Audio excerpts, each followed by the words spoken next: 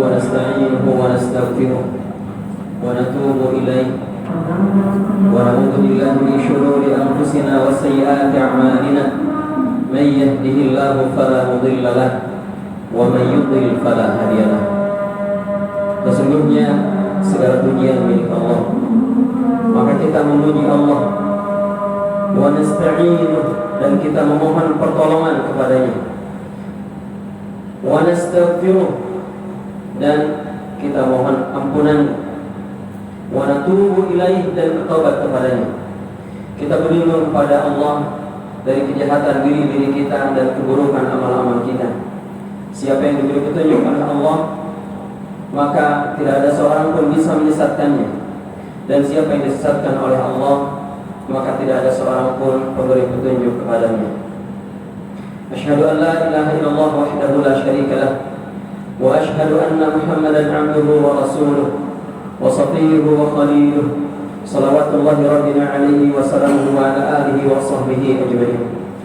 Hadirin jemaah salat Jumat yang dimuliakan Allah Subhanahu wa taala. Rasulullah sallallahu alaihi wasallam ketika beliau berdiri di atas mimbar di hari Jumat untuk menyampaikan khutbahnya, beliau senantiasa berwasiat dengan wasiat takwa. Dan ini juga adalah wasiat yang akan saya wasiatkan untuk diri saya sendiri dan untuk jemaah sekalian. Nabi sallallahu alaihi wasallam menyampaikan 3 wasiat takwa. Yang pertama, beliau membacakan firman Allah Subhanahu wa taala, ya ayyuhalladzina amanu ittaqullaha haqqa tuqatih wa la tamutunna illa wa antum muslimun. Wahai orang-orang beriman, bertakwalah kepada Allah dengan sebenar-benar ketakwaan, dan janganlah kalian mati kecuali dalam keadaan muslim. Ya ayyuhan nasu taqu rabbakum alladzi khalaqakum min nafsin wahidah wa khalaqa minha zawjaha wa batha minhuma rijalan katsiran wa nisaa'a wattaqullaha alladzi tasaaluna bihi wal arham innallaha kana 'alaikum raqiba. Wahai manusia, bertakwalah kepada Rabb kalian yang telah menciptakan kalian dari diri yang satu, yaitu Adam, yang darinya kemudian Allah menciptakan pasangannya Hawa, yang dari mereka berdua kemudian Allah menciptakan laki-laki dan perempuan yang banyak. Bertakwalah kepada Allah yang dengan menyebut namanya kalian saling meminta satu sama lain, dan sambungkanlah tali kekerabatan, tali silaturahim. Sesungguhnya Allah Maha menjaga dan mengawasimu. Kemudian Nabi sallallahu alaihi wasallam membacakan wasiat takwa yang ketiga yang disebutkan di dalamnya buah dari ketakwaan. Ya ayyuhalladzina amanu taqullaha wa qulu qawlan sadida yuslih lakum a'malakum wa yaghfir lakum dhunubakum wa may yuti'illaha wa rasulahu faqad faza fawzan 'azima. Wahai orang-orang beriman, bertakwalah kepada Allah dan ucapkanlah perkataan yang benar. Niscaya Allah memperbaiki amal-amal kalian dan mengampuni dosa-dosa kalian. Siapa yang mentaati Allah dan Rasulnya, maka sungguh ia telah mendapatkan kemenangan dengan kemenangan yang besar. Hadirin rahimakumullah, ketiga wasiat takwa dari Rasulullah sallallahu alaihi wasallam mengingatkan kita untuk senantiasa memperbaharui ketakwaan. Kemudian Allah Subhanahu wa taala menyebutkan di sekian banyak ayat tentang buah-buah ketakwaan. Sebagaimana Allah Subhanahu wa taala berfirman, "In tattaqullah yaj'al lakum furqanan wa yukaffir 'ankum sayyi'atikum." Jika kalian bertakwa kepada Allah, maka Allah Subhanahu wa taala akan memberikan kepada kalian untuk membuatkan untuk kalian furqanan. Furqanan, kemampuan membedakan yang hak dan yang batil. Kemampuan membedakan antara yang baik dengan yang buruk, yang halal dan yang haram, dan seterusnya. Wa yukaffir 'ankum sayyi'atikum. Kemudian dengan ketakwaan itu juga Allah Subhanahu wa taala mengampuni dosa-dosa dan memaafkan kesalahan-kesalahan. Wa may yattaqillah yaj'al lahu makhraja. Yang lain Allah mengatakan, siapa yang bertakwa kepada Allah, Allah buatkan untuknya jalan keluar dari seluruh urusan kehidupannya. Wa yarzuqhu min haitsu la yahtasib. Kemudian Allah Subhanahu wa taala memudahkan kepadanya rezeki dari jalan yang tidak disangka-sangka. Dan seterusnya, banyak ayat-ayat yang menyebutkan tentang buah-buah ketakwaan. Hadirin rahimakumullah, dalam surat Al-'Asr Allah Subhanahu wa taala berfirman, wal 'asr, demi masa, demi waktu, innal insana lafi khusr, sesungguhnya manusia itu sungguh-sungguh berada di dalam kerugian, illal ladzina amanu, kecuali orang-orang beriman, wa 'amilus shalihat, dan melakukan amal saleh, wa tawassaw bil haqq, saling menasihati dalam kebenaran, wa tawassaw bis sabr, kemudian saling menasihati di dalam kesabaran. Wal 'asr, demi masa. Ulama mengatakan ketika Allah Subhanahu wa taala bersumpah dengan nama makhluknya, apapun itu termasuk waktu, maka perhatikanlah, karena di dalamnya ada ibrah, ada pelajaran yang harus diambil. Maka berkaitan dengan waktu ini, maka sungguhnya bagi kita orang-orang mukmin, waktu adalah kehidupan itu sendiri. Waktu adalah modal bagi kita untuk menuju kehidupan akhirat. Siapa yang menyia-nyiakan waktu, maka sungguhnya dia telah menyia-nyiakan kehidupannya. Siapa yang mengisi waktu-waktunya dengan hal-hal yang tidak mendatangkan faidah untuk urusan dunia dan akhiratnya, maka sungguhnya ia telah menyia-nyiakan kehidupannya di dunianya ataupun kehidupan akhiratnya. Oleh sebab itu Nabi kita sallallahu alaihi wasallam menyebutkan, min husnil islamil mar'i tarkuhu ma la ya'ni.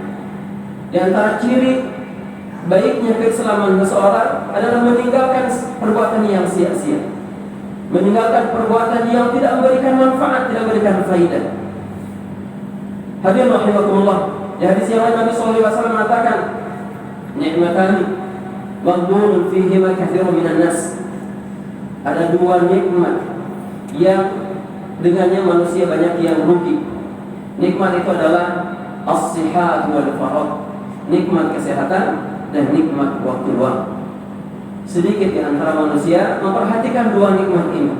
Dia akan merasakan betapa pentingnya dua nikmat ini setelah pertama dia ditimpa sakit, baru dia merasakan betapa pentingnya nikmat sehat. Yang kedua al-faragh, nikmat waktu sempat, nikmat waktu luang, dan dia akan merasakan itu setelah ia diberikan oleh Allah Subhanahu wa taala kesibukan-kesibukan yang dengannya ia tidak bisa melakukan ibadah. Waktu, maka kalau kita lihat Allah Subhanahu wa taala berfirman tentang waktu di semua waktu. Di waktu malam Allah mengatakan wal laili idza yaghsha.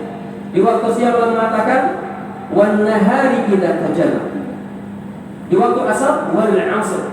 Asal katanya wal 'asr di waktu asar. Meskipun kemudian ulama mengatakan yang maksud bukan waktu asar saja, tetapi seluruh waktu secara umum. Berkaitan dengan waktunya Allah katakan rugi. Semua manusia berkaitan dengan waktu ini rugi, illal ladzina amanu, kecuali orang-orang yang beriman. Orang-orang yang beriman yang melaksanakan semua konsekuensi keimanannya. Maka yang dimaksud dengan iman bukan hanya sekedar percaya kepada Allah saja. Hadirin rahimakumullah, ketahuilah, kalau kita beriman kepada Allah hanya sekedar meyakini bahwa Allah yang menciptakan, yang menghidupkan, yang mematikan, yang memberikan rezeki, maka ketahuilah orang-orang kafir Quraisy juga meyakini itu. Kalau kita beriman atau menganggap beriman kepada Allah itu hanya meyakini bahwa Allah yang menghidupkan, yang mematikan, yang menciptakan alam semesta dan yang mengurusnya, maka ketahuilah Fir'aun juga punya keyakinan seperti ini. Apa dalilnya? Allah Subhanahu wa taala berfirman, "Wa la yus'altahu man khalaqas samawati wal ard la yaqulunna Allah." Seandainya kau Muhammad bertanya kepada orang-orang kafir Quraisy, "Man khalaqas samawati wal ard?" Siapa menciptakan langit dan bumi? La yaqulunna Allah. Mereka akan mengatakan Allah. Mereka mengatakan yang menciptakan langit dan bumi, alam semesta adalah Allah, dan pada saat yang sama mereka disuruh oleh Allah Subhanahu wa taala, ya ayyuhal kafirun, orang-orang kafir. Atau Fir'aun, jangan dikira bahwa Fir'aun tidak beriman dan tidak meyakini bahwa pencipta alam semesta ini adalah Allah. Ia juga beriman. Dari mana kita tahu? Allah Subhanahu wa taala mengabarkan kepada kita tentang kondisi hati Fir'aun. Allah mengatakan, wajahadu biha wastaiqanatha anfusuhum zulman wa 'uluwa. Fir'aun dan bala tentaranya menolak dakwah Nabi Musa. Sementara di antara isi dakwah Nabi Musa adalah mengenalkan Allah pencipta, Allah yang menghidupkan, yang mematikan, dan seterusnya. Wajahadu biha, Fir'aun dan para tentaranya mendustakan itu, menolaknya. Wastaiqanatha anfusuhum, tetapi hati-hati mereka, jiwa-jiwa mereka sebenarnya merasa nyaman, tentram, dan menerima atas dakwah Nabi Musa ini. Lalu kenapa menolaknya? Dzulman wa 'uluwa, karena kezaliman dan karena sikap merasa diri tinggi, karena kesombongan. Oleh sebab itu, orang yang tidak rugi di sisi Allah Subhanahu wa taala adalah orang yang beriman, yang melaksanakan konsekuensi keimanannya. Di samping ia meyakini bahwa Allah yang menciptakan, yang menghidupkan, yang mematikan, yang mengatur kehidupan, yang memberikan rezeki, yang memberikan manfaat, yang menolak mudarat, dia juga meyakini bahwa Allah Subhanahu wa taala adalah satu-satunya yang berhak diibadahi, berhak disembah, dijadikan tujuan di dalam doa-doa. Lalu kemudian dia juga menghalalkan apa yang dihalalkan oleh Allah, mengharamkan apa yang diharamkan oleh Allah, mencintai apa yang dicintai oleh Allah, membenci apa yang dibenci oleh Allah Subhanahu wa taala, mengatakan hak kepada apa-apa yang Allah Subhanahu wa taala katakan hak, dan mengatakan batil apa-apa yang dikatakan batil oleh Allah Subhanahu wa taala. Menerima hukum-hukumnya, menerima arahan-arahannya, dan inilah konsekuensi dari iman kepada Allah Subhanahu wa taala. Iman itu bukan hanya sekedar ucapan tanpa bukti. Dia bukan angan-angan, tetapi sesuatu yang menghujam di dalam hati, lalu kemudian dipraktekkan di dalam kehidupannya. Maka orang yang beriman seperti ini, dia tidak rugi di sisi Allah Subhanahu wa taala. Wa tawassaw bil haqq, kemudian orang yang saling menasihati dalam hak. Allah katakan manusia rugi kecuali orang beriman, wa 'amilus shalihat, kemudian melaksanakan amal saleh, melaksanakan kebaikan-kebaikan. Amal saleh luas maknanya, segala bentuk amal saleh. Entah itu yang wajibnya, entah itu yang sunnahnya, atau yang tidak terikat. Maka setiap orang-orang yang melakukan kebaikan dan amal soleh, yang soleh menurut pandangan agama, maka dia adalah orang-orang yang beruntung dan tidak termasuk orang-orang yang rugi. Kemudian yang ketiga, wa tawassaw bil haqq, saling menasihati di dalam kebenaran. Hadirin rahimakumullah, maka ayat ini menunjukkan kepada kita bahwa di antara hal yang harus hidup di tengah-tengah kehidupan kita adalah saling menasihati, saling berwasiat di dalam kebaikan, saling mengajak kepada yang ma'ruf. Allah Subhanahu wa taala memerintahkan kita untuk mengajak orang lain kepada yang ma'ruf, sebagaimana juga Allah Subhanahu wa taala memerintahkan kita untuk mencegah dari yang munkar. Wa tawassaw bil haqq, saling menasihati terhadap kebenaran, saling mengajak, saling mengingatkan, ketika lurus didukung, ketika bengkok diluruskan, dinasihati. Nabi sallallahu alaihi wasallam bersabda, "Wa idza stansahaka famsahhu." Kalau ada orang yang minta nasihat, minta wasiat, maka nasihati dia. Maka nasihati dia. Oleh sebab itu, maka sekali lagi di antara hal yang harus kita hidupkan di tengah-tengah kehidupan kita adalah budaya saling menasihati dan minta nasihat. Dan setiap orang yang dimintai nasihat, berikan nasihat semampunya, karena dia adalah hak dari orang yang meminta nasihat itu. Kemudian wa tawassaw bis sabr, saling berwasiat di dalam kesabaran. Saling berwasiat untuk bersabar dalam taat kepada Allah Subhanahu wa taala. Mentaati Allah Subhanahu wa taala itu berat. Kita perlu dukungan, perlu nasihat dari orang lain. Dan kita merasakan sendiri, salat tepat waktu, berjamaah, itu bukan hal yang ringan, sesuatu yang berat. Oleh sebab itu, orang yang tidak rugi di sisi Allah Subhanahu wa taala adalah orang yang saling berwasiat, saling menasihati, saling mendukung untuk sabar dalam ketaatan kepada Allah Subhanahu wa taala. Sabar untuk melakukan kebaikan-kebaikan ketika orang-orang meninggalkannya. Salat, baca Al-Qur'an, menjaga salat berjamaah di masjid, berzikir kepada Allah Subhanahu wa taala, mengeluarkan harta, menyambung silaturahim, memberikan perhatian kepada ilmu, ini semua perlu diingatkan oleh orang lain. Maka saling berwasiat untuk sabar dalam perkara-perkara ini adalah sesuatu yang diperintahkan dalam agama, dan orang yang melakukannya adalah orang-orang yang beruntung di sisi Allah Subhanahu wa taala. Barakallahu wa lakum fil Qur'anil Karim wa nafa'ni wa iyyakum bima fihi minal ayati wa dzikril hakim wa taqabbal minni wa minkum tilawatahu innahu huwal ghafurur rahim.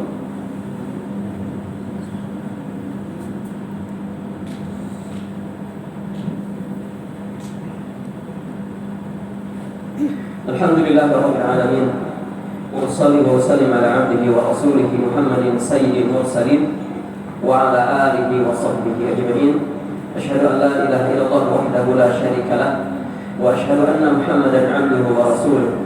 Inna Allaha wa malaikatahu yusholluna 'alan nabi ya ayyuhalladzina amanu shallu 'alaihi wa sallimu taslima.